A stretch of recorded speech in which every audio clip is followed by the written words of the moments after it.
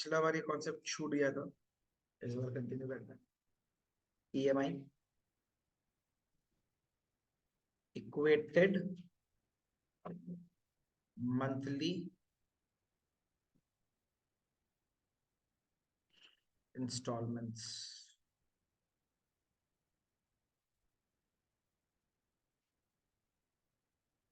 कोई भी financial institution से if you are borrowing some money for your purpose, then you have to pay some interest to the bank or to the financial organization.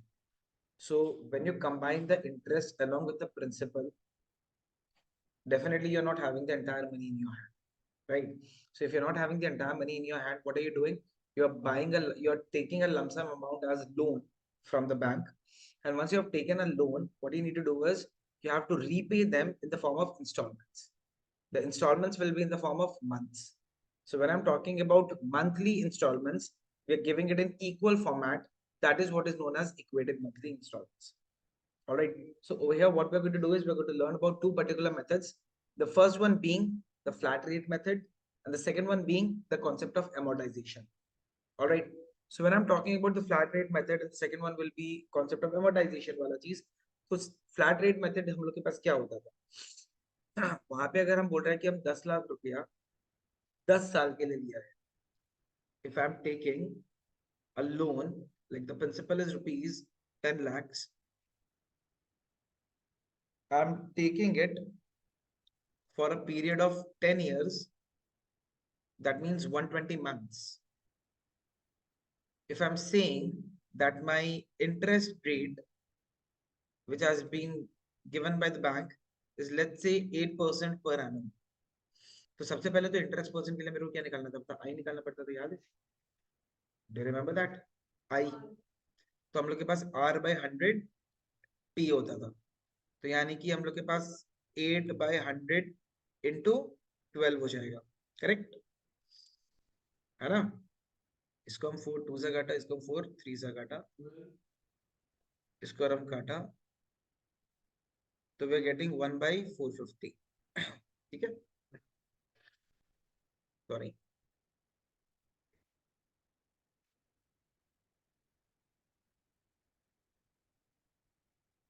ये क्या किया? 150 कहाँ से है? ये हम लोग के पास 50 आ रहा है, तो हम लोग के पास 1 by 150 आ रहा है. और 1 by 150 का अप्रोक्सीमेट वैल्यू कितना होता है हम लोग के पास में? 0.06. अगर हम इसको 100 पे कर दिया तो 0.6 आता है ना, 0.67, 0.066 approx. That is what we are getting. ठीक है, तो अब क्या करने का है? 0.0066 आएगा, सॉरी 0.006 आएगा. तो अगर हम आपको ये बोले कि मेरे को ईएमआई निकालना है, तो ईएमआई का फ्लैट रेट के लिए एक फॉर्मूला होता है. ओरिजिनल प्रिंसिपल है प्लस उसमें इंटरेस्ट लगता है. इंटरेस्ट का फॉर्मूला होता है सिंपल इंटरेस्ट वाला. सिंपल इंटरेस्ट का फॉर्मूला क्या था? P into R into T by 100. इसको हम लोग कन्वर्ट कर देते हैं PNI इस बार. ठीक है, ये R by 100 वाला जो चीज है ना, उसको हम लोग I ले लेते हैं. T वाला पार्ट को हम लोग ले लेते हैं नंबर ऑफ मंथ के हिसाब से N, और P तो प्रिंसिपल है, वो मंथ्स में लेगा. तो P प्लस PNI ये हो गया ओरिजिनल प्रिंसिपल प्लस हम लोग के पास क्या आ रहा है? इंटरेस्ट. तो original principal plus the interest मिला के अगर उसको हम नंबर ऑफ मंथ्स में डिवाइड कर दे, मेरे पास में क्या आ जाएगा? हर महीना में कितना जमा करना वो आ जाएगा मेरे पास. आइडिया लगा या नहीं लगा? आइडिया लगा या नहीं लगा? किसी को भी कोई डाउट है या कंफ्यूजन है तो बताओ. पक्का? तो ये फ्लैट रेट का कॉन्सेप्ट क्या हम लोग के पास में? फ्लैट रेट का ये मतलब है कि मेरे पास, सुनो, एक ये चीज लिख लो पहले. फ्लैट रेट का ये मीनिंग होता है same principal and interest component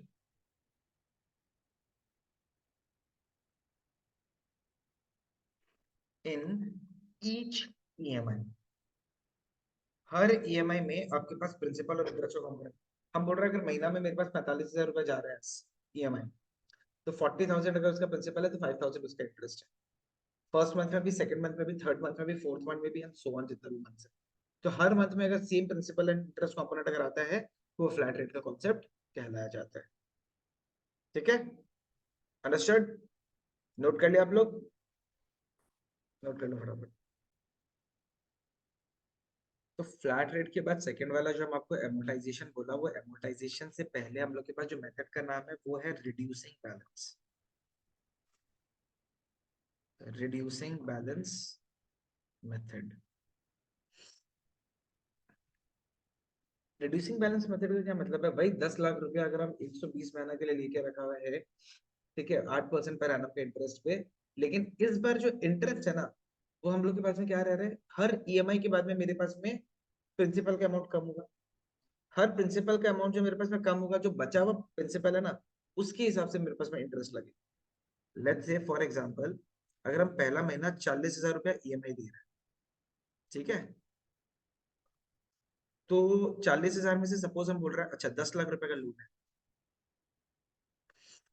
40,000 रुपये ईएमआई दिया, ठीक है। अब मेरे पास में एक आता है प्रिंसिपल कंपोनेंट, एक आता है इंटरेस्ट कंपोनेंट। इसमें से सपोज हम बोल रहे हैं कि मेरे पास प्रिंसिपल कंपोनेंट जो है वो है 8,000 रुपया, इंटरेस्ट कंपोनेंट कितना है?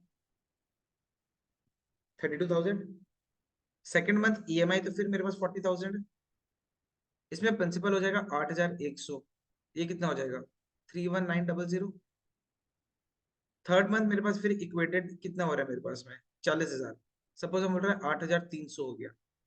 ये कितना आ जाएगा मेरे पास में? 31700। ऐसे करते करते करते करते एक टाइम ऐसा आएगा कि सपोज प्रिंसिपल बन गया 32,000 और इंटरेस्ट बन गया कितना? 8,000।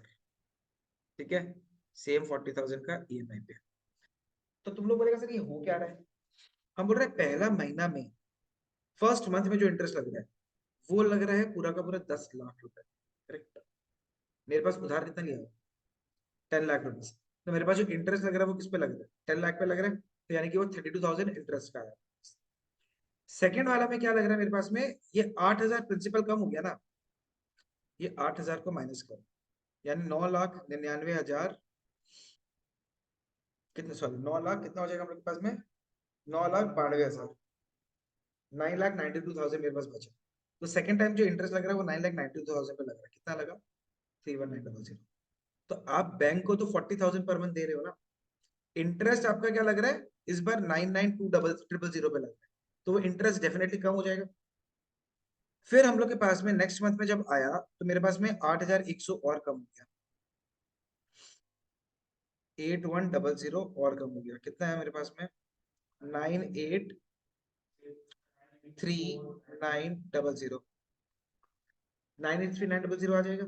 इस बार 9,83900 पे मेरे पास इंटरेस्ट कितना लग रहा है? 31700 लग रहा है।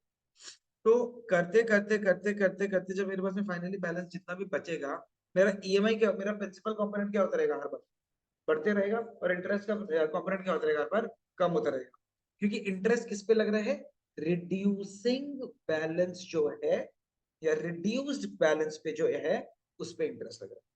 So when I'm keeping the EMI amount as fixed, my principal will be keeping on to increase, and my interest will be what? Decreasing in each and every EMI. Why? Because interest किस पे लगता है मेरे पास में? Reducing balance पे लगता है, जो reduced balance होता है। तो मेरे को एक लॉजिकल बात बताओ, अगर आप लोग ईएमआई दे रहे हो और आप लोग लोन चुका रहे हो, आपका फ्लैट रेट में ज्यादा लोन देना पड़ेगा या रिड्यूसिंग बैलेंस? हम बोल रहे हैं कि अगर आपके पास फ्लैट रेट और रिड्यूसिंग बैलेंस का मतलब है, तो दोनों में आपके पास इंटरेस्ट आप किस में ज्यादा दे रहे हैं? रिड्यूसिंग में आप कमती दे रहे हो, बिकॉज आपके पास जो यहाँ इंटरेस्ट लग रहा है वो क्या लग रहा है? रिड्यूस्ड बैलेंस पे लग रहा है। उसमें क्या लग रहा है? अगर 40,000 दे रहे हो, 5,000 रुपए इंटरेस्ट हर महीना कटेगा ही कटेगा, या 10,000 रुपए इंटरेस्ट का कटेगा ही कटेगा हर महीना।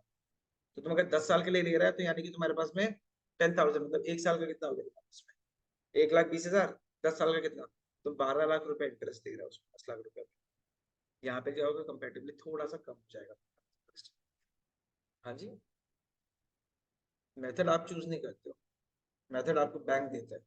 कोई भी फाइनेंशियल ऑर्गेनाइजेशन के पास आप जाओगे तो आपको बैंक बोलेगा कि आप इतना रेट ऑफ इंटरेस्ट पे आपको, और बैंक जितना भी है वो आपको रिड्यूसिंग बैलेंस के हिसाब से देगा। There are hardly any financial institutions या फाइनेंशियल ऑर्गेनाइजेशंस जो आप लोग को इस पे देता है। लेट्स से फॉर एग्जांपल, हम एकदम देसी भाषा में बात कर रहे हैं, अपन रुपया मार्केट से उठाता है, जो अपन बोलते हैं ना पैसा उठा रहा है भाई जी से, तो भाई जी लोग जो रुपया देता है वो भाई जी लोग कैसे रुपया देता है, 10% ब्याज पे हम लोग को देते थे या 12% ब्याज पे हम लोग को देता है। क्या देता है, 1% महीना के हिसाब से। हम बोल रहे हैं 1 लाख रुपए का तुम लेकर रखा है जिससे महीना का 1% के हिसाब से तुमको कितना देना पड़ेगा, 1,000 रुपया। तो अगर 6 महीना के लिए लेकर रखा हुआ है, कितना देना पड़ेगा तुमको, 6,000 रुपये देना पड़ेगा। ठीक है ना। तो वहां पे क्या और हम लोग के पास फ्लैट रेट कॉन्सेप्ट होता है। लेकिन तुम फाइनेंशियल ऑर्गेनाइजेशन बैंक वगैरह में जाएगा तो तुम्हारे पास में हर साल आएगा एक इंटरेस्ट का, इंटरेस्ट और क्या बोलते हैं तुम्हारा प्रिंसिपल का ब्रेकअप वाला चीज आएगा बस। कि इस साल में अगर तुम 4 लाख रुपया in total, just an estimation, 4 lakh की, चलो 4,80,000 रुपए, इसी 40,000 को लेकर in 1 year if you are paying 4,80,000 as your total EMI value. ठीक है, टोटल तुम्हारे पास में 4,80,000 तुम बैंक को पे किया। स्टार्टिंग ईयर में तुम्हारे पास में वो 4 लाख में से शायद सिर्फ 60,000 रुपया प्रिंसिपल आएगा, बाकी क्या आएगा, इंटरेस्ट। सेकेंड ईयर में शायद 70,000 रुपया तुम्हारा प्रिंसिपल आएगा, बाकी क्या आएगा, इंटरेस्ट। क्यों आएगा, कि वो रिड्यूसिंग बैलेंस में। पहला साल में तुम्हारे पास में जो बैलेंस है बहुत ज्यादा हाई है, तो इंटरेस्ट भी क्या लगेगा, बहुत ज्यादा हाई लगेगा। सेकंड ईयर में थोड़ा कम हुआ, थर्ड ईयर में और कम हुआ, फोर्थ ईयर में और कम हुआ। धीरे धीरे अगर तुम 10 साल के लिए लेके रखा हुआ है, 8th 9th ईयर में तुम्हारा प्रिंसिपल कॉम्पोनेंट क्या हो जाएगा, एक बार में बढ़ना शुरू हो जाएगा। और वहां पे इंटरेस्ट कॉम्पोनेंट क्या हो जाएगा, एक बार में घटना शुरू हो जाएगा। टुवर्ड्स द एंड जब तुम लास्ट ईएमआई देगा, तो तुम्हारा पूरा का पूरा अमाउंट जितना भी है वो प्रिंसिपल में चला जाएगा और नेग्लिजिबल अमाउंट तुम्हारा इंटरेस्ट में जाएगा। So when you are giving a lump sum amount, आपके पास में टोटल इंटरेस्ट पेड कितना हो जाएगा, सारा ईएमआईज को आप ऐड करो, सारा ईएमआईज को आप ऐड करो, उसमें से जितना भी आपने लोन लिया हुआ था उसको माइनस कर दो, जो बचा हुआ है वो क्या हो जाएगा, इंटरेस्ट हो जाएगा। समझ गया। तो एग्जाम में आपके पास में क्वेश्चन में डायरेक्टली क्वेश्चन देख के समझ में आ जाएगा कि रिड्यूसिंग बैलेंस मेथड है या फ्लैट, बोल ही देगा क्वेश्चन। समझ में आएगा लॉजिकली। तो इसीलिए यूजुअली क्या रहता है, बैंक्स वगैरह में हम लोग जब भी कोई लोन वगैरह लेता है ना, तो people say that try to repay the amount in part payments. मतलब अगर आपके पास रुपया इकट्ठा होता है तो आप क्या करो कि 1 लाख रुपया सपोज बैंक को दे दो पहले। तो जब आप वो 1 लाख रुपया अगर बैंक को दे देते हो, तो एक बात बताओ, 10 लाख रुपया आपका प्रिंसिपल था। ऐसे अगर आप ईएमआई में दे रहे हो तो पहला साल में कितना कट रहा है, सिर्फ 60,000 रुपया कट रहा है। वही अगर आप वो 1 लाख रुपया और ले लोगे ना, तो आपको 1,60,000 रुपया मतलब कट जाएगा एक साल। तो बचा कितना, 8,40। तो जो आपका इंटरेस्ट लगेगा ना वो 840 पे लगना शुरू हो जाएगा। मतलब आप 40,000 ही अगर ईएमआई रखते हो, जस्ट गिविंग एन आइडिया, अगर आप जितना भी आपका ईएमआई रहता है, तो वो ईएमआई में प्रिंसिपल कंपोनेंट एक बार में शूट अप हो जाएगा। समझिए ना। क्योंकि रिड्यूसिंग बैलेंस, जो बैलेंस है वो हमारा क्या हो रहा है, रिड्यूस हो रहा है। once you are reducing the balance, the principal component will in each and every EMI will clear logic, पक्का। सीधा फॉर्मूला पे आ जाओ। तो रिड्यूसिंग बैलेंस के लिए फॉर्मूला हम लोग के पास में EMI is equal to P into I into 1 plus I to the power n by 1 plus I to the power n minus 1। ठीक है। या फिर एक और फॉर्मूला होता है P is equal like P into like PI by 1 minus 1 plus I to the power minus n। मतलब तुम न्यूमरेटर और डिनोमिनेटर को, ये जो न्यूमरेटर वाला 1 plus I to the power n है ना, उसको तुम अगर डिनोमिनेटर में लेके चला जाओ, पहला वाला पार्ट 1 बन जाएगा, दूसरा वाला पार्ट नेगेटिव। क्लियर। ये है आपका रिड्यूसिंग बैलेंस का डायरेक्ट फॉर्मूला। इसके बाद जो कॉन्सेप्ट आता है वो भी थ्योरी लिख लो पहले, एमोटाइजेशन। तो एमोटाइजेशन का कॉन्सेप्ट हम आप लोग को ऑलरेडी समझा चुके हैं। Breakup of principal and interest component in each EMI। ठीक है। तो इसका भी कुछ कुछ फॉर्मूला है अपने पास में, वेरी इंपॉर्टेंट। लिखिए, ये है केस स्टडी या 5 मार्क का क्वेश्चन। 99.99% आता ही।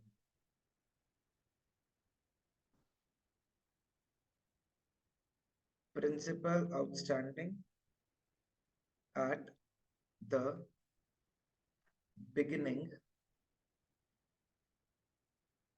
of kth period is equal to EMI into 1 plus I to the power n minus k plus 1 minus 1 whole by I into 1 plus I to the power n minus k plus 1.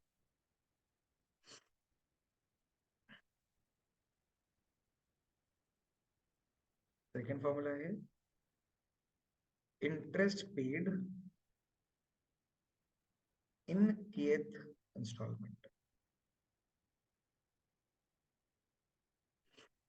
Formula में बस एक change है, denominator का आई को हटा, EMI 1 plus I n minus k plus 1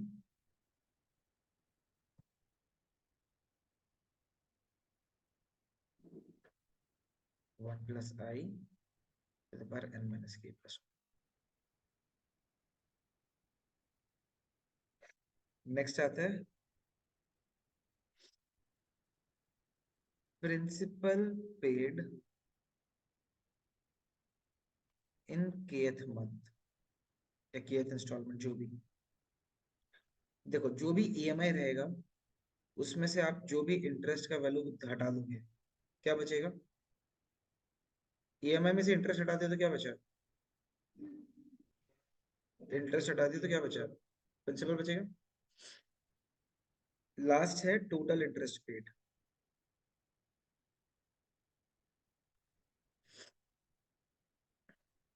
जितना भी EMI दिया है उसमें से प्रिंसिपल को हटा दीजिए। समझ गए आप? क्लियर? प्रकाश एकदम? कोई भी डाउट है किसी को भी? नहीं?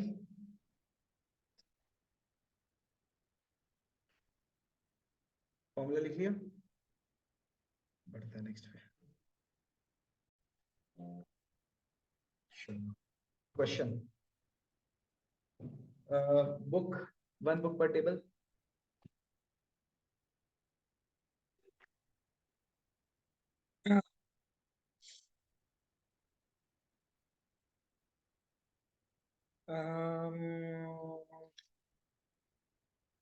ये तो एग्जाम्पल नंबर 1 EMI वाला 600।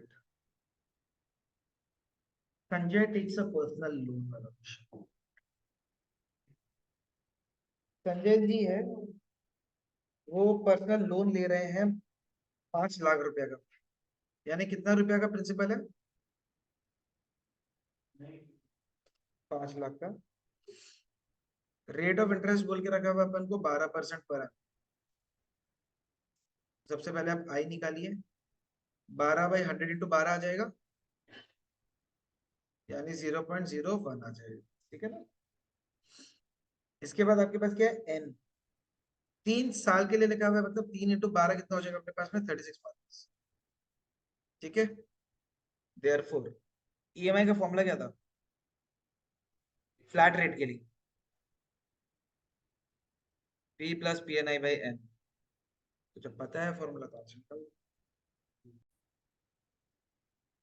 चलो 5 lakh plus 5 lakh into 36 into 0.01 by 36, so 5 lakh plus 1,80,000 by 36, so 6,80,000 by 36। इसको तुम लोग डायरेक्टली 4 से काटो, ठीक है?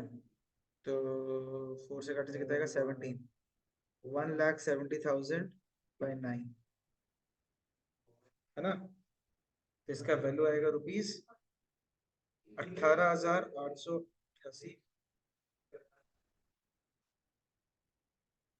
एक 70 को 4 से तुम करेगा तो 68 आए। ठीक है, clear, this is the answer. तो फ्लैट रेट यही है अपना। अब एमोर्टाइजेशन से रिलेटेड एक पूरा question top to bottom start.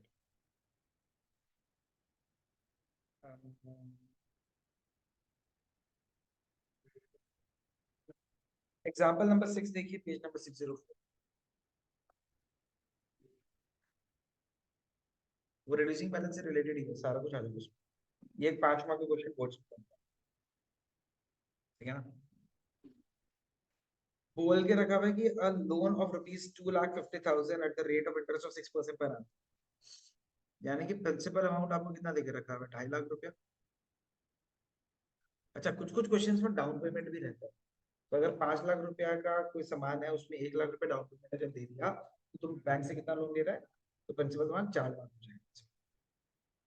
Down payment ये होता है कि तुम्हारे पास में, जैसे कि तुम स्कूटी लिया या गाड़ी लिया, तो तुम्हारे को इनिशियली कुछ तो देना पड़ेगा। पहला अमाउंट तुम प्रिंसिपल तो नहीं दे सकते, पहला अमाउंट तो तुम लोन वाला चीज नहीं दे सकता ना। क्या करना पड़ेगा तुमको? अपना जमा किया हुआ कुछ 1 रुपया जमा, मतलब डालना पड़ेगा, जो भी तुम फर्म जहाँ से तुम उठा रहे हो। तो वहां पे तुम जो रुपया इनिशियल इन्वेस्टमेंट करता है फ्रॉम योर एंड, जो तुम पैसे जमा, क्या बोलता है? हाँ बता दिया, क्लियर हो गया। चलो ठीक है, P इज इक्वल टू क्या हो गया? 2.5 लाख रुपया हो गया। इसके बाद क्या होता है? Rate of interest 6% per annum. यानी कि आई कितना हो जाएगा बेटा? 6/100 into 12, यानी कि 1/200। 1/200 कितना होता है? 0.005। फिर एन कितना हो गया? कितना साल के लिए अपने पास? 5 साल। यानी 5 into 12 कितना मंथ्स? देयरफॉर ईएमआई, सबसे पहला वाला पार्ट ईएमआई निकालना है। So P I into 1+i⁻n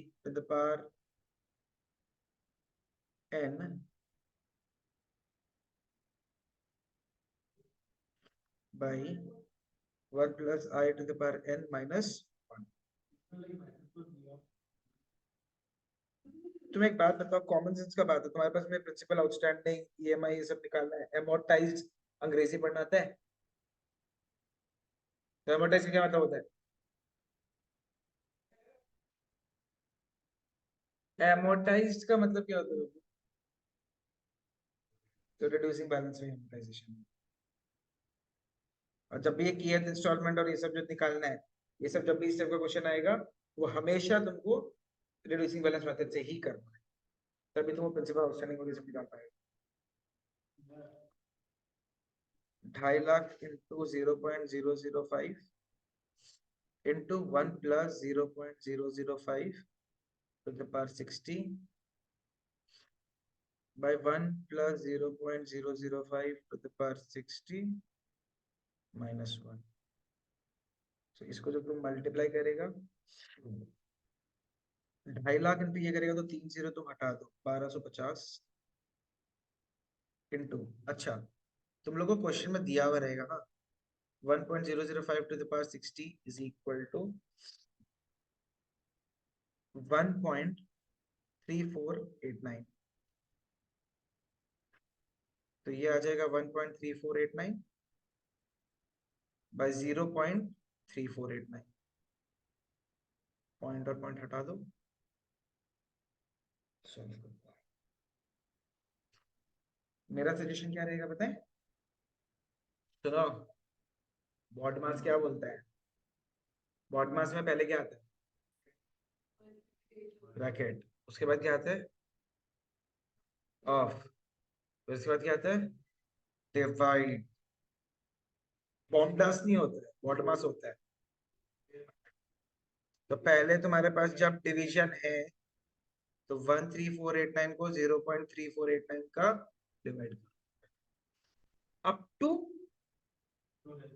3 decimals करिए। ये कैलकुलेशंस पूरा का पूरा टॉप टू बॉटम आप लोग करिए जल्दी। So the answer that you will be getting is rupees 4,832.5 approximately. ठीक है, that's the answer. ठीक है,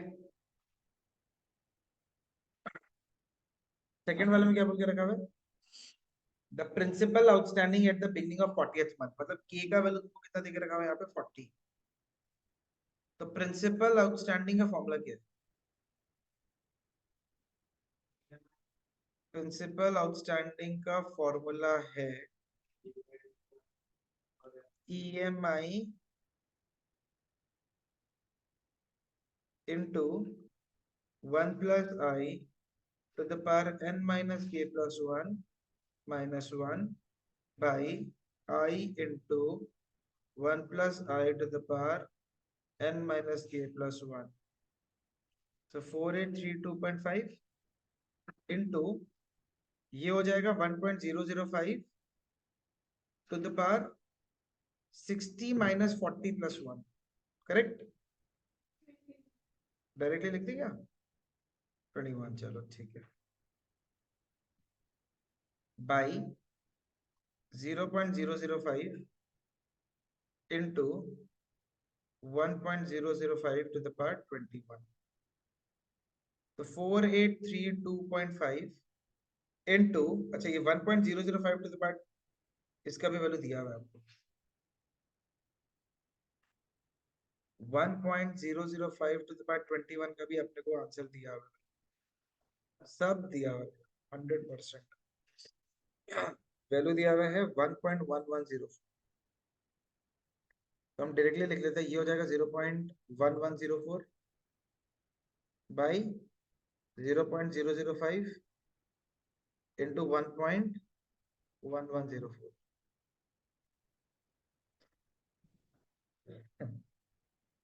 फिर से करना पड़ेगा आपको कैलकुलेशन। चलो ठीक है, हमें काम करते हैं, ये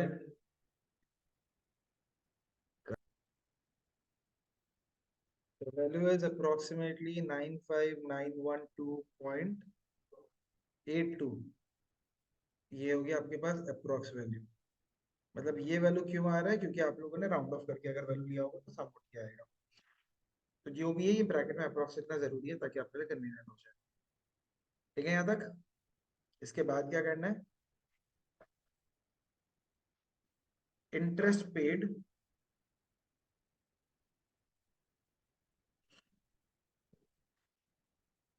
इन, मतलब 40th इंस्टॉलमेंट। इसका एक टेक्निक सिखा देते हैं आपको, सुन लीजिएगा थोड़ा ध्यान से।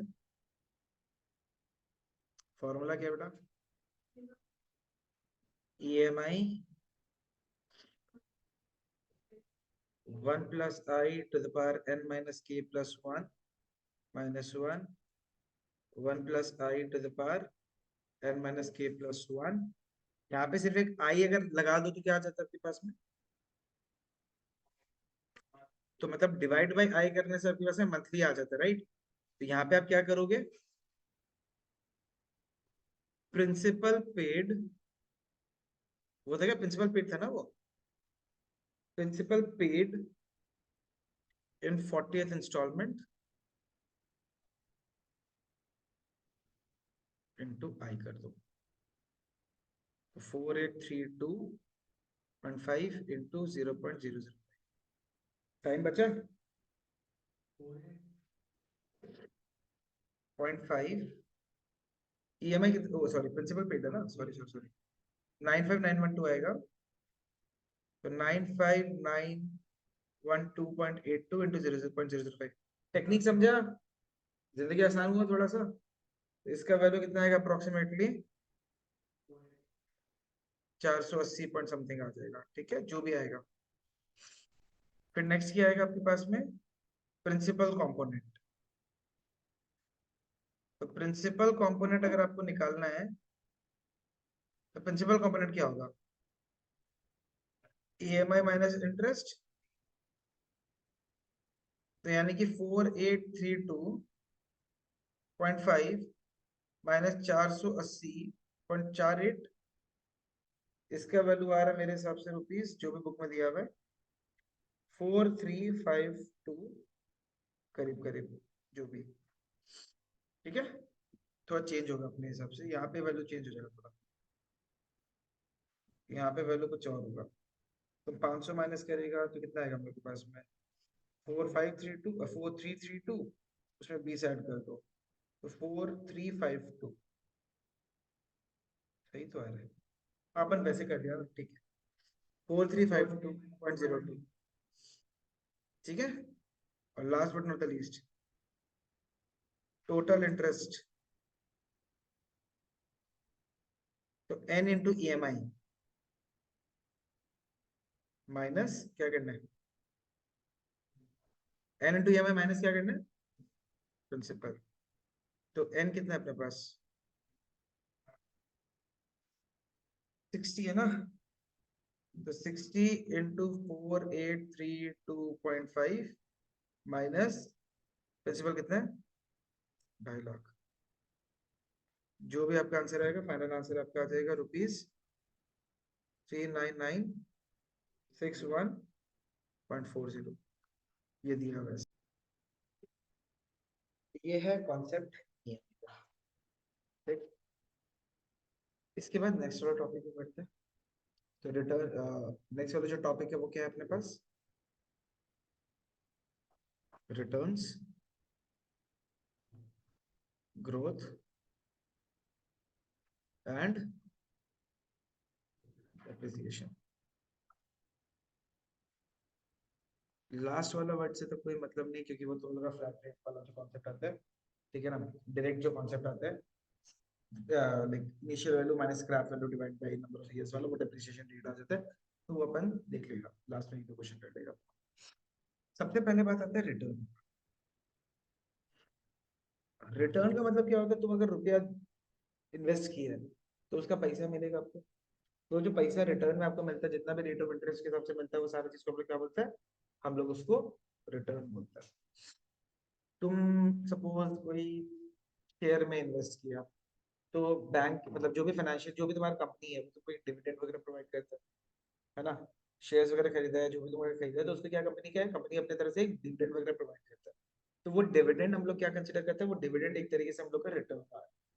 तो वो रिटर्न हम लोग के पास में कितना परसेंटेज होता है, क्या होता है, वो हम लोग को देखना है। तो कोई भी आप शेयर लेते हो, तो सबसे पहले एक बात बताओ, शेयर का एक होता है फेस वैल्यू, मतलब कंपनी अपने तरफ से एक ट्रेडमार्क वो आपको बना दिया, फिर कंपनी आपको डॉक्यूमेंट वगैरह दे दिया, वो डॉक्यूमेंट में आपको ऊपर ऊपर क्या लिखा हुआ है, एक शेयर कितना प्राइस का है, फेस वैल्यू आपको दिया उसका। वो फेस वैल्यू जब आपके पास में पता चल जाएगा, कंपनी आपको उसी समय प्रॉमिस कर देगा कि चलो भैया आपको एक काम करेगा, हम 10% पर एनम का आपको एक इंटरेस्ट भी देता है। ठीक है, 100 रुपया पर शेयर का अगर दाम है, तो हर साल आपको कितना रुपया मिलेगा, 10 रुपया तो मिलेगा ही मिलेगा, गारंटी, डिपेंडिंग अपॉन इन्वेस्टमेंट। अब क्या है, आपको रिटर्न कितना हो रहा है, 10 रुपया ही हो रहा है आपके पास में 100 रुपए के ऊपर, लेकिन अगर वही शेयर हम 80 रुपए का, वही शेयर अगर हम 80 रुपए का खरीदा, और फिर भी मेरे को डिविडेंड 10 रुपए मिल रहा है, क्योंकि डिविडेंड मेरा फेस वैल्यू पे डिपेंडेंट है, मार्केट वैल्यू से डिविडेंड को कोई फर्क नहीं पड़ता। तो डिविडेंड अगर कंपनी मेरे को दे रहा है, कंपनी को पता ही नहीं है मार्केट में क्या, पता भी होगा तो कंपनी को इंटरेस्ट नहीं है, हम जितना प्रॉमिस किया हम आपको उतना ही देगा। तो कंपनी मेरे को 10% डिविडेंड दे रहा है, मतलब 10 रुपया मेरे को मिल रहा है। अब क्या सिचुएशन हो रहा है, अगर हम वो शेयर को 80 रुपए में खरीदा, ठीक है, 100 रुपए का शेयर को हम 80 रुपए में खरीदा, मेरे को इंटरेस्ट कितना आ रहा है उसका, डिविडेंड कितना आ रहा है, 10 रुपया आ रहा है, तो मेरा रिटर्न कितना होगा, 10 रुपया जो मेरे को मिला डिवाइडेड बाई जो मेरा इन्वेस्टमेंट है 80 रुपया, इंटू 100%। तो 10/80 इंटू 100% आप जब करोगे तो कितना आ जाएगा, 12.5%। समझ में आया, तो ये जो 12.5% आ गया, ये आपका क्या आ गया, रेट ऑफ रिटर्न आ गया। समझ में आया, क्लियर है, पक्का, श्योर। तो सबसे पहले रिटर्न का आप एक सिंपल सा बेसिक फॉर्मूला लिख लीजिए कि रिटर्न ऑन इन्वेस्टमेंट होता है, return on investment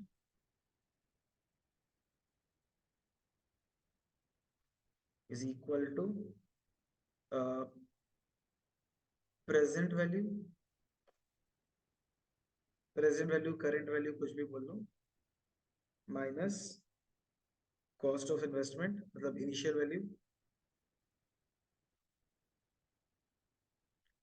whole by क्या, कॉस्ट ऑफ इन्वेस्टमेंट।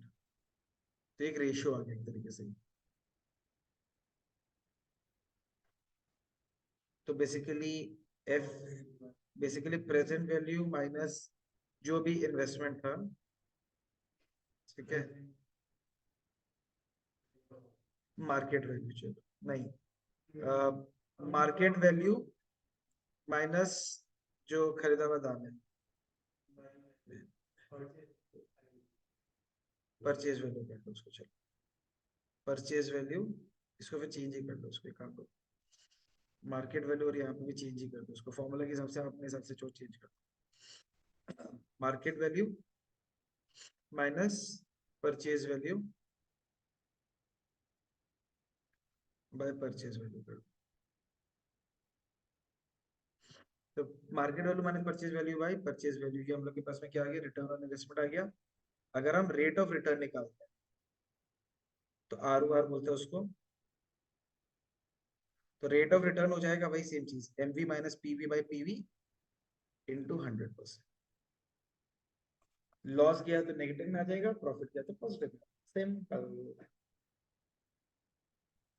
फिर नेक्स्ट होता है हम लोग के पास में, लिखो एक और फॉर्मूला आता है, when shares are sold slash purchased from market, ठीक है।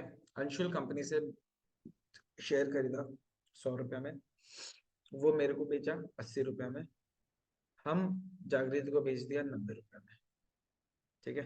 तो मेरा रिटर्न क्या हो रहा है, एक्स्ट्रा हो रहा है। हमको एक तो 80 रुपए से हमको खरीदा, तो मेरा जो 100 रुपए का डिविडेंड मिलना है वो 80 रुपए के ऊपर ही मेरे को इंटरेस्ट मिलना शुरू हो गया, ठीक है। प्लस हम 10 रुपया एक्स्ट्रा जागृति को बेचा तो मेरे को उसका भी एक डिफरेंस आ गया। तो वो एक फॉर्मूला आ जाता है हमारे पास, उसमें रिटर्न का एक फॉर्मूला होता है, रिटर्न परसेंट मतलब आर ओ आर ही होता है। तो वो हो गया अपने पास में dividend plus P one minus P zero by P zero into 100%। P one हो गया अपने पास में, ये जो पी वन है ना, ये हो गया हम लोग के पास में फाइनल वैल्यू, ठीक है, जिसमें खरीदा बेचा गया। पी जीरो हो गया मतलब परचेज वैल्यू, जिसमें तुम खरीदा, जिसमें तुम खरीदा है। पी वन हो गया जिसमें तुम बेचा, चलो फाइनल वैल्यू काम करते हैं इसको सेल, सेल वैल्यू, ठीक है। जिसमें तुम बेचा है माइनस जिसमें तुम खरीदा है डिवाइड बाय तुम्हारा खरीदा हुआ इंटरेस्ट का परसेंट आएगा। डी माने तो डिविडेंड है, ठीक। रिटर्न परसेंट ये है, वो ये सेम ही चीज है। तो एम वी माइनस पीवी वाला चीज में वहां पे वो क्या आ गया तो मेरे पास, वो तुम्हारा market value minus previous value आ गया। अब उसका जब डिविडेंड को ऐड भी कर दो, वो एनुअली तुम्हारे पास में डिवाइड होके आ जाए। यस, सब कुछ मिला मिला के, ऑल इंक्लूसिव, यस, ठीक है। नेक्स्ट क्वेश्चन पे आ जाए। अच्छा, एनआरआर बोल के भी एक होता है, nominal rate of return. Nominal rate of return क्या होता है, बेसिकली हमारे पास बाई लाइक हम लोग के पास में जितना भी पैसा नेट तुम्हारे हाथ में आया है, ठीक है। मतलब अगर तुम बोल रहे हैं कि 10,000 रुपए तुम्हारे पास कंपनी कमाया है, तो 10,000 रुपए में भी तो हो सकता है कि तुमको किसी को लीगल फीस देना हो, किसी को कुछ कंसल्टेशन का चार्जेस देना हो सकता है कि तुम्हारे पास में कोई रॉ मटेरियल उसका तुम्हारा बच गया हो। तो वो वाला जो चीज आता है उसको हम लोग क्या बोलते हैं, नॉमिनल रेट। तो सारा डिडक्शंस वगैरह हटा हटो के जो तुम्हारे हाथ में रुपया बचता है, या जो तुम्हारा एजेंट वगैरह के थ्रू अगर तुम कुछ लिया है, तो तुम्हारे पास रिटर्न दिखा रहा है तुमको 10%, लेकिन तुम्हारा उसमें 0.5% तो एजेंट खा जाएगा, तो क्या होगा, तुम्हारा नॉमिनल रेट ऑफ रिटर्न कितना होगा, 60, ठीक है। तो अब डायरेक्टली क्वेश्चन पे आए। बुक है, एक्सरसाइज 13.1 पे आ जाइए।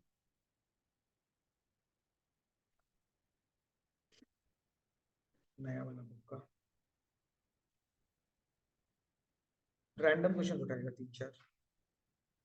क्वेश्चन नंबर 1 देखो, सबसे पहले क्या दिया हुआ। अ पर्सन इन्वेस्ट ₹10,000,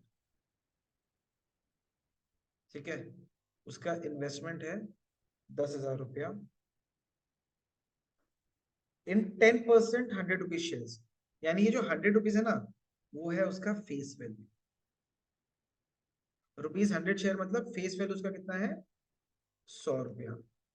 और 10% ₹100 मतलब यानी कि डिविडेंड परसेंट अपन को कितना देके रखा हुआ है, 10%। ठीक है, तो डिविडेंड वैल्यू कितना आ गया, डिविडेंड वैल्यू कितना आ गया,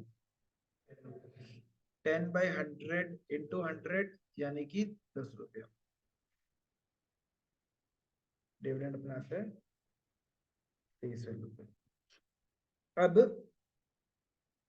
shares of a company available at a premium of ₹25, यानी उसका परचेज वैल्यू कितना हो, ₹100 में ₹25 ऊपर वो खरीद रहे हैं, यानी कि उसका परचेज वैल्यू कितना है, 125 है। समझ में आया, पक्का ना। Therefore, अब सुनना, बुक में अलग थोड़ा सा मेथड से दिया हुआ है, हम लोग थोड़ा अलग मेथड लगाएंगे। ROR इज इक्वल टू क्या होता है अपने पास, डायरेक्टली करेगा D/PV इंटू 100%। ठीक है, अपन को डिविडेंड कितना मिला है, ₹10। कितना रुपया इन्वेस्ट करने पे एक शेयर पे, ₹125 इंटू 100%। अपन को डिविडेंड कितना रुपया मिला, ₹10 कब मिल रहा है, जब अपन ₹125 इन्वेस्ट कर रहे हैं, तो अपन को कितना हाथ में आ रहा है डिविडेंड, ₹10। तो हम कमाया भाई, हम इन्वेस्ट किया इंटू 100%।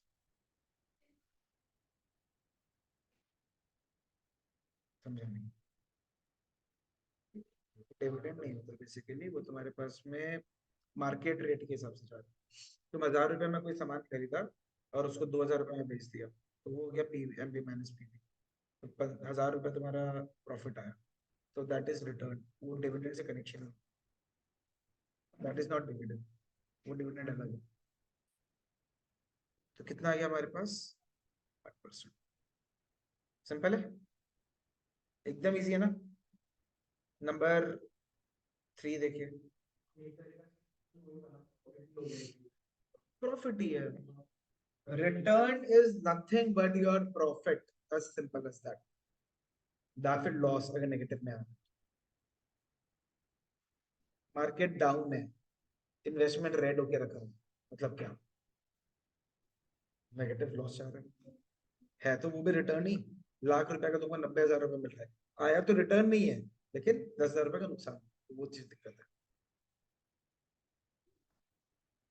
ऑलराइट, नंबर 3 देखो, पर्सन इन्वेस्टेड ₹2,00,000 फॉर 1 ईयर, यानी कि परचेज वैल्यू कितना था, ₹2,00,000, करेक्ट। और मार्केट वैल्यू आज के टाइम पे कितना होगा उसका, 2,16,000। देयरफॉर ROR का फॉर्मूला क्या लिखा था, इसमें आ जाओ, MV माइनस PV। चलो जल्दी से आंसर बता दो इसका।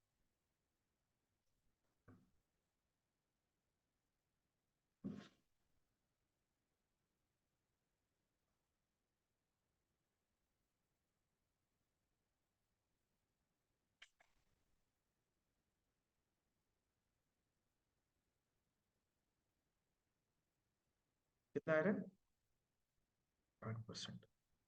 2,16,000 माइनस 2,00,000 डिवाइडेड बाई 2,00,000 तो 100%, तो कितना आ गया, 8%। ठीक है ना। 4 को सेम ही है, 5 या 6 में से कोई एक बोलिए। Number 6, a man invests a sum of money in ₹100 shares। ये ₹100 शेयर में, ये 100 क्या है, फेस वैल्यू है ₹100। Paying 10%, paying 15% dividend quoted, dividend percent अपन को देके रखा हुआ 15%। तो डिविडेंड वैल्यू कितना आ गया अपने पास में, 15/100 इंटू 100, कितना आ गया बेटा, 15।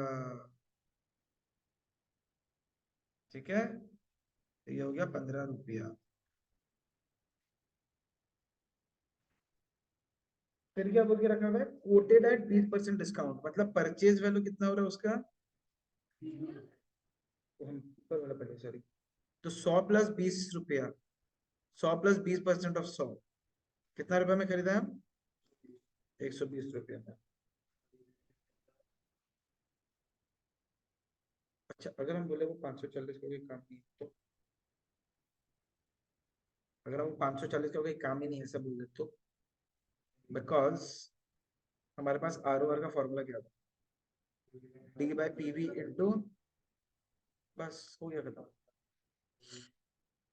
तो 15/120 इंटू 100%, शॉर्टकट है ये सब।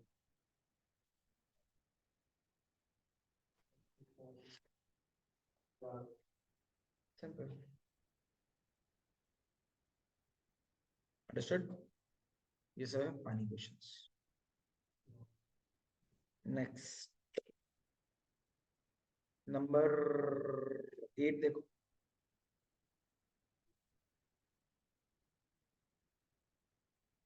₹100 शेयर्स ऑफ अ कंपनी, माने ₹100 क्या है, 100 रुपए क्या है, 100 रुपए क्या है, तुम लोग सुनता भी हो दोनों जन, कुछ रिप्लाई करे।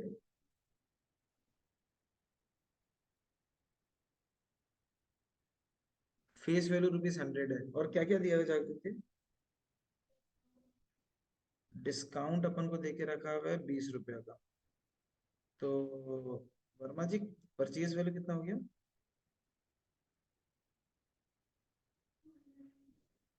100 - 20 कितना आ जाएगा, 80। Very good. अपन के पास में फिर क्या बोल के रखा हुआ है, रिटर्न ऑन इन्वेस्टमेंट, ROR का परसेंट दिया हुआ है तुम लोग को 15%।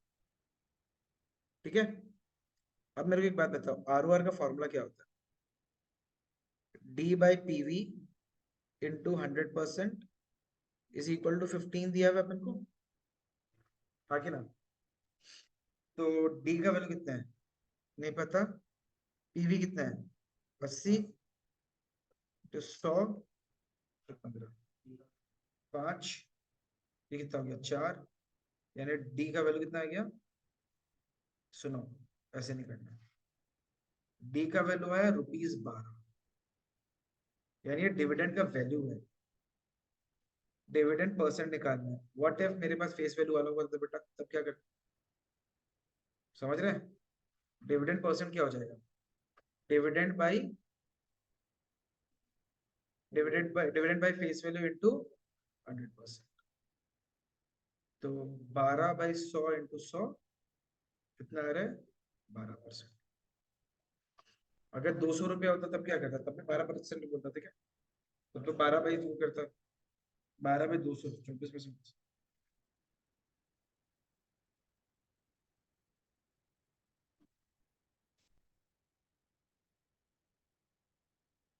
क्लियर। अब नंबर 9 देख लो,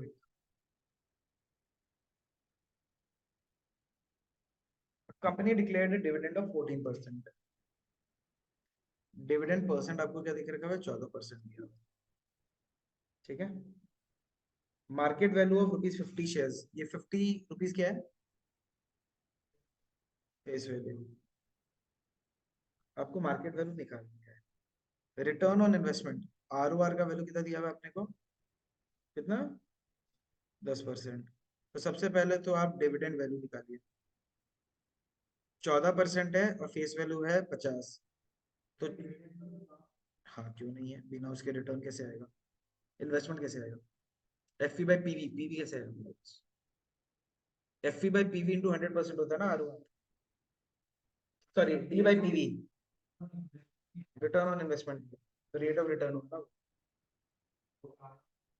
ROR और ROI को ही तुम अगर परसेंटेज में कन्वर्ट कर देते तो ROR,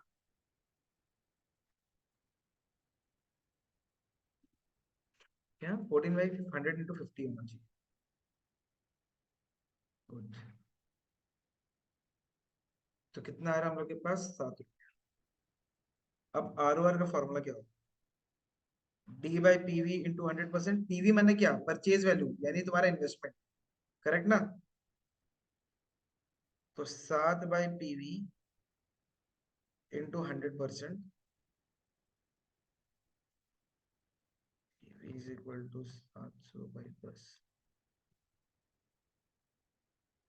कितना रुपए इन्वेस्ट किया, मतलब मार्केट वैल्यू, समझ गया? पक्का?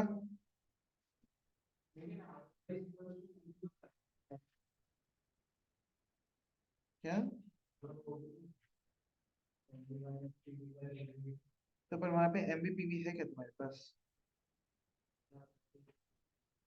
तो वो भी कर सकता है, बात तो वो भी कर सकता है एमबी, लेकिन तो पास कुछ है ही नहीं। एमबी तो निकालना है और पीवी भी करना है, तो कुछ भी नहीं। क्लियर? नंबर 10 11 में से डेफिनेटली तुम लोग 11 ही बोलेगा, तो 11 कर लेते हैं। पता ही है हमको। नंबर 11 क्या दिया हुआ है? Krishna Verma, sorry, mister Verma invested ₹18,000 on ₹100 shares, यानी कि फेस वैल्यू कितना, 100 रुपया। टोटल इन्वेस्टमेंट को तुम लोग भाव भी नहीं दे रहे, हम लोग डायरेक्ट कर रहे हैं, समझा ना? तो वो ज्यादा इजी है। नंबर ऑफ शेयर्स से हम लोग ध्यान नहीं दे रहे। डिस्काउंट पे लेके रखा हुआ है। अच्छा, पहले डिविडेंड परसेंट ले लेते हैं। डिविडेंड परसेंट कितना है? 12%, यानी डिविडेंड वैल्यू कितना हो जाएगा? ₹12।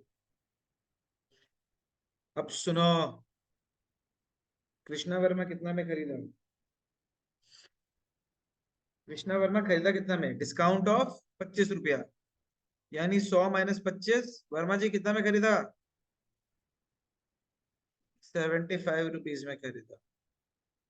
और वर्मा जी कितना में बेचा? He sells the discount at the 10 रुपए का, यानी कि कितना में बेचा? 90 रुपीज में बेचा। समझिए लॉजिक। फॉर्मूला क्या है? What is the formula for D plus P1 minus P0 by P0 into, तो 12 plus 90 minus 75 by 75, 100%। इतना तो खुद कैलकुलेट कर सकते हैं, बता दो आंसर क्या है।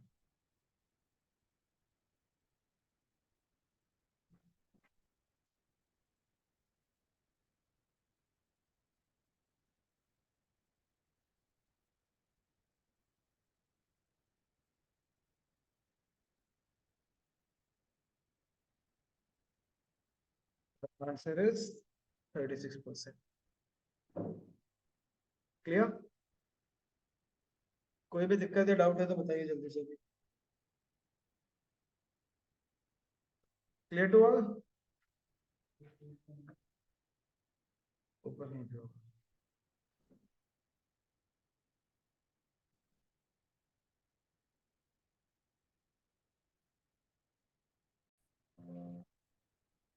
sure. Next. The next topic is CAGR. Full form of CAGR? Compound annual growth rate. What is the meaning of this? Compound annual growth rate का meaning क्या है?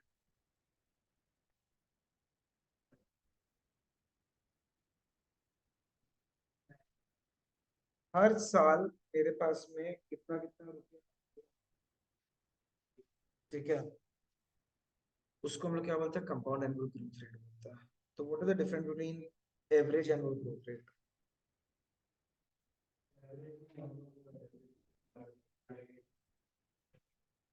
कंपाउंड का ये बात हो रहा है कि हमारे पास में जो भी इंटरेस्ट वगैरह आ रहा है, जो भी चीज आ रहा है, वो क्या हो रहा है हम लोग के पास में रिपीटेडली चलते जा रहा है।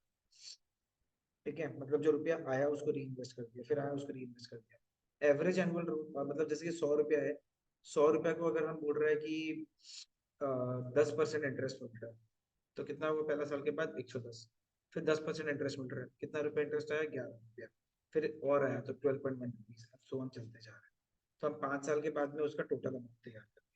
वो टोटल अमाउंट मेरे पास जो भी जनरेट हुआ, वो टोटल अमाउंट को अगर हम 5 से डिवाइड कर दें, वो हो जाएगा मेरे पास एवरेज है। ठीक है, हो जाएगा average annual growth rate. CAGR के हिसाब से क्या मतलब होता है, सीएजीआर का मतलब ये होता है कि हर साल मेरा कितना परसेंटेज इंक्रीज हो रहा है, तो उसको कंपाउंडिंग करके मेरे पास कितना वैल्यू आता है, that is what is CAGR. ठीक है, तो सिंपल सा दो फॉर्मूला है। पहला तो सीजीआर के अंदर आएगा हम लोग के पास में ईआरआर बोल के एक फॉर्मूला, जिसका फॉर्मूला होता है 1+i⁻n−1। ठीक है, 1+i⁻n−1। और सेकंड फॉर्मूला हम लोग के पास होता है, वो लिख लीजिए दूसरा एक कॉन्सेप्ट का, जिसको सीएजीआर का प्रॉपर फॉर्मूला है। तो CAGR is equal to FV/PV to the power 1/n−1। अब ये फॉर्मूला आता कैसे पता है? तुम लोग मेरे को एक बात बताओ, तुम्हारे पास में अमाउंट क्या होता था, what was amount compound interest का फॉर्मूला में? P into 1+R/100 whole to the power n, correct? इसको इधर लेके आ जाओ, A/P is equal to 1+ R/100 को हम लोग क्या ले लेता था, I ले लेता था, हाँ कि ना? तो ये हो जाएगा A/B whole to the power 1/n is equal to 1+I, correct? यानी A/P whole to the power 1/n−1 is equal to I। तो इससे पहले तुम लोग जो भी कॉन्सेप्ट निकाल रहे थे वहां पे I दिया हुआ रहता है, यहाँ पे क्या निकालना है, I निकालना है। That is what is CHR, amount by principal, यानी future value by present value. Yes, note कर लिया? ठीक, question, effective rate of return का क्या डेफिनेशन होता है वो सुनो। अगर हम एक साल पे 100 रुपए पे 10% इंटरेस्ट लगाते हैं, कितना आया? एक साल में 100 रुपए पे 10% इंटरेस्ट लगा रहे हैं तो कितना आया? 10 रुपए आया। अगर हम वही बोलते हैं कि हम कंपाउंडिंग कर रहे हैं क्वार्टरली, यानी कि पहला क्वार्टर के बाद 102 रुपए 50 पैसा आया, फिर मेरे पास सेकंड क्वार्टर के लिए 102 रुपए 50 पैसा पे इंटरेस्ट लग रहा है, तो वो 105 रुपए समथिंग आएगा। थर्ड क्वार्टर में फिर और उसके ऊपर लग रहा है, तो वो 107 रुपए समथिंग आएगा, 108 करीब आ जाएगा। फिर उस पर 2.5% और लग रहा है, तो वो 111 रुपए समथिंग आ जाएगा। तो मेरे पास अगर वो सपोज जस्ट हाइपोथेटिकली, मेरे को नहीं पता आंसर क्या आएगा, हम बोल रहे हैं 11 पॉइंट मतलब 111.25 रुपीज आया, 111.25 रुपीज आया, तो मेरे पास ओरिजिनल इन्वेस्टमेंट कितना था? 100 रुपया। इंटरेस्ट मतलब रिटर्न कितना आया? 111.25। तो तुम्हारे पास में इफेक्टिव रेट ऑफ इंटरेस्ट कितना हो गया? तो मतलब तुम अगर 100 रुपए पे डायरेक्ट 11.25% लगाता, तो तुमको कितना मिलता? 11 रुपया 25 पैसा मिलता। लेकिन तुम क्या किया, उसको 4 क्वार्टर में डिवाइड करके 2.5% करके तुम उसको लगाया है, तो यानी कि तुमको टोटल अमाउंट कितना मिला? 111.25 रुपए। तो इसका मतलब क्या हुआ कि अगर मल्टीपल कंपाउंडिंग होके जो अमाउंट जनरेट होता है, उसको वन शॉट अगर हम लोग इंटरेस्ट लगाता, तो वो इंटरेस्ट वैल्यू कितना था, उसको क्या बोलते हैं? Effective rate of return. तो आपके पास में जितना भी ये अमाउंट्स है, जो भी आपके पास में ये आप लोग इन्वेस्टमेंट वगैरह करते हो, तो वो जो कंपाउंडेड अमाउंट रहता है ना, उसी के ऊपर इंटरेस्ट लगते हैं। वो ऐसा नहीं है कि आपके पास जो पहले आपने 100 रुपए इन्वेस्ट किया, वो 100 रुपए पे इंटरेस्ट मिलते जा, 100 रुपए पे नहीं मिल रहा। वो आपका नेट प्रॉफिट होगा, एनआरआर जो होगा वो आपका 100 रुपए के हिसाब से कैलकुलेट, लेकिन जो आपका ईआरआर होगा हर साल के हिसाब से, हर मोमेंट के हिसाब से, वो आपका कैसे कैलकुलेट होगा? वो आपका हर मंथ, हर क्वार्टर, हर हाफ ईयर आपका वो चीज चेक होता रहेगा। क्लियर? सॉर्टेड? डायरेक्ट क्वेश्चन पे without wasting our time. 13.2 question number 1 से देखो।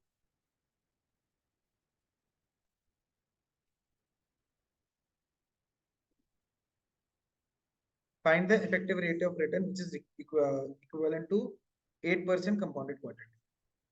यानी कि आपको R दिया हुआ है, कितना दिया हुआ है? 8%। उससे क्या निकलेगा? पहले I क्या होता है? P, यानी 8/100 इंटू एक साल में कितना क्वार्टर है, यानी 8/400। 0.02, ठीक, फायदा नहीं उसको लेके 0.02 लेगा। नाउ ERR का फॉर्मूला क्या है? 1 plus I to the power n minus 1, यानी 1.02 टू द पावर n कितना है? एक साल में कितना? ERR हमेशा क्या होता है? एक साल में कितना कंपाउंडिंग जरूर उसके हिसाब से 4 हो रहे हैं -1।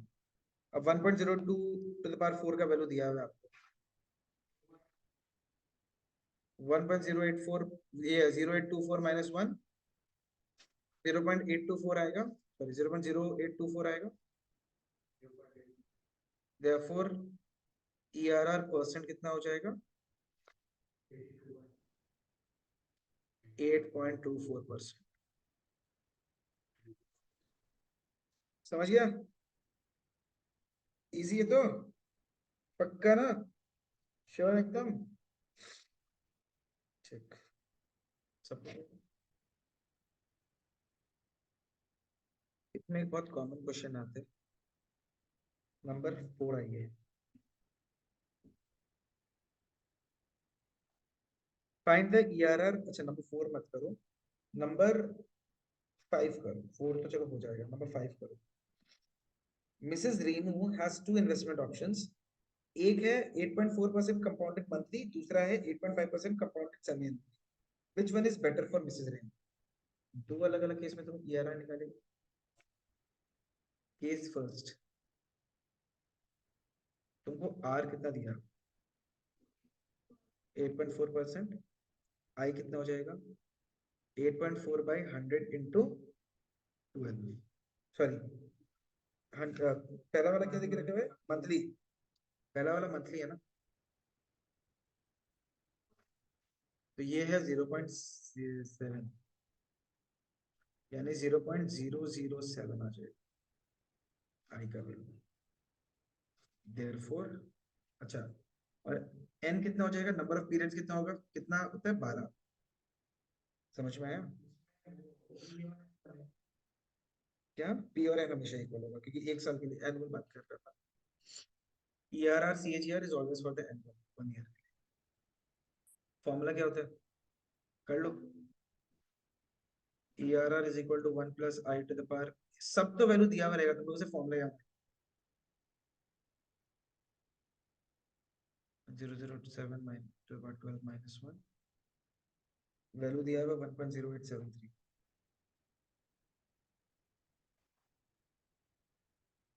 therefore ERR परसेंट, पहला वाला केस में ERR परसेंट कितना आ रहा है? 8.73%। दूसरा वाला खुद करिए, केस सेकंड में पूरा खुद करिए, और दोनों में मेरे पास कौन सा बेटर आ रहा है वो बता दो जल्दी से। सेकंड वाला सिचुएशन में जो आपका ERR परसेंट आएगा वो आएगा 8.68%। तो दोनों में से कौन सा बेटर रहेगा मैडम के लिए? दोनों में कौन सा बेटर रहेगा? तो basically Renu ji will be investing like the first option is better for Mrs Renu. समझ गया? पक्का ना? एकदम श्योर है तो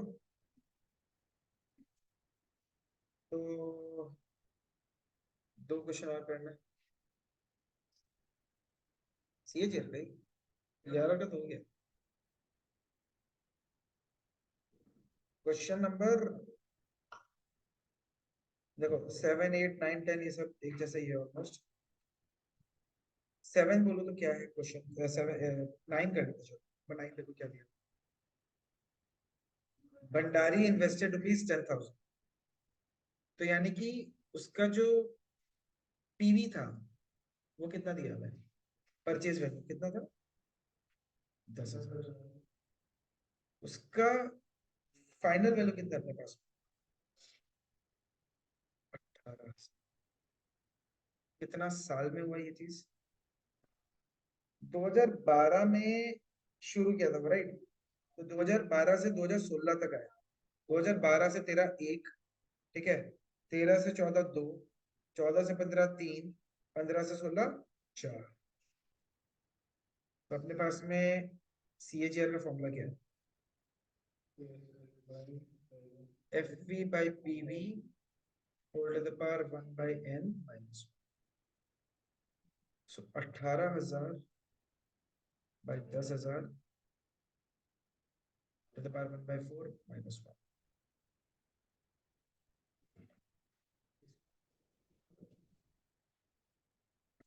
9 by 5 to the power 1 by 4 minus 1, यानी 1.8 to the power 1 by 4 minus 1। Value नहीं दिया हुआ तो क्या करना पड़ेगा?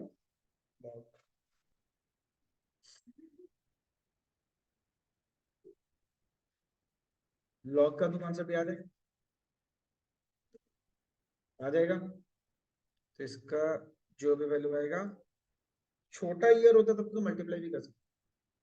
1.8 इंटू 1.8, 1.8 इंटू 1.8 करेगा तो क्या आएगा? 3.24 आएगा। तो 3.24 इंटू 3.24 कर लो। आई एम स्मार्ट ना। छोटा में तो कर सकते हैं, राइट? CAGR वाला में तो छोटा है। नॉनसेंस। 1/4 है, सही बात है। फोर्थ रूट लेना पड़ेगा उसका।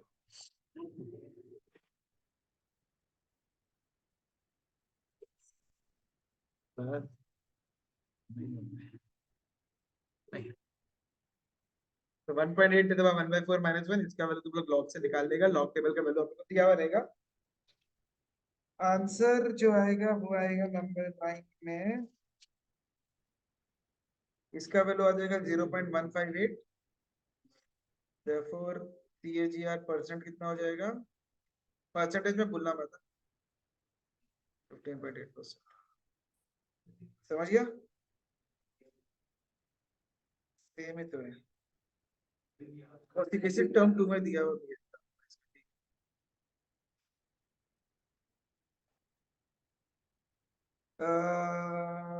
प्रेजेंट वैल्यू है 3 लाख रुपया।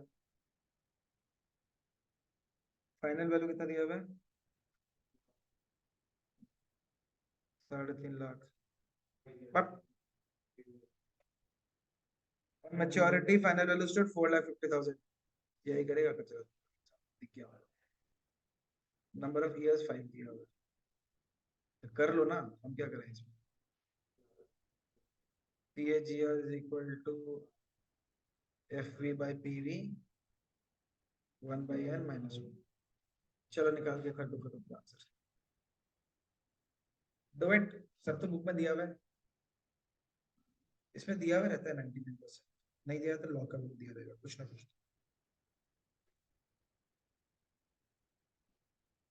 एक्सक्यूज मी, आप थक गए? नहीं नहीं, कृष्णा बोला कि वो थक गया।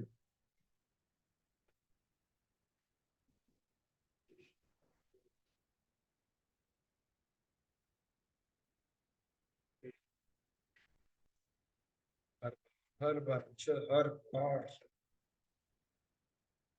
गलत करते हैं। तो the answer is 8.4%। Sorted? Clear? एक डेप्रिसिएशन का भी कर ही लेता तो फाइनली कर लेते हैं। ठीक है ना? CAGR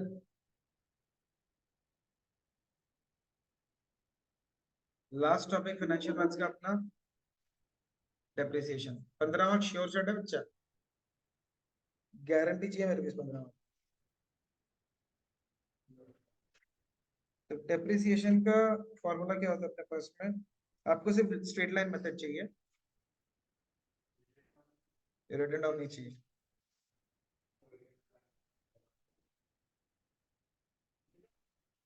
तो ये हो जाएगा original cost minus scrap value by, मतलब by life, life in years. Depreciation हमेशा यूनिट नंबर है। ठीक है, सिंपल से क्वेश्चन है। नंबर 4 देखो। 13.3 का एक क्वेश्चन करेगा बस।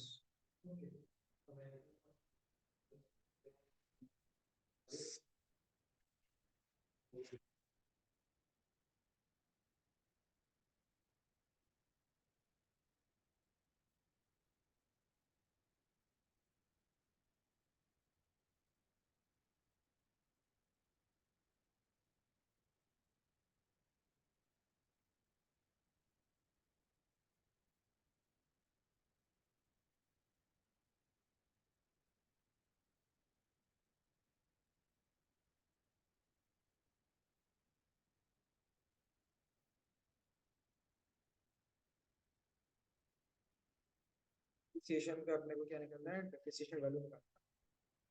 तो 70,000 is equal to 9 lakh minus 2,70,000 by N, N is equal to 6,30,000 by 70,000 यानी कि 9 years। ठीक है, तो बस ये फॉर्मूला है।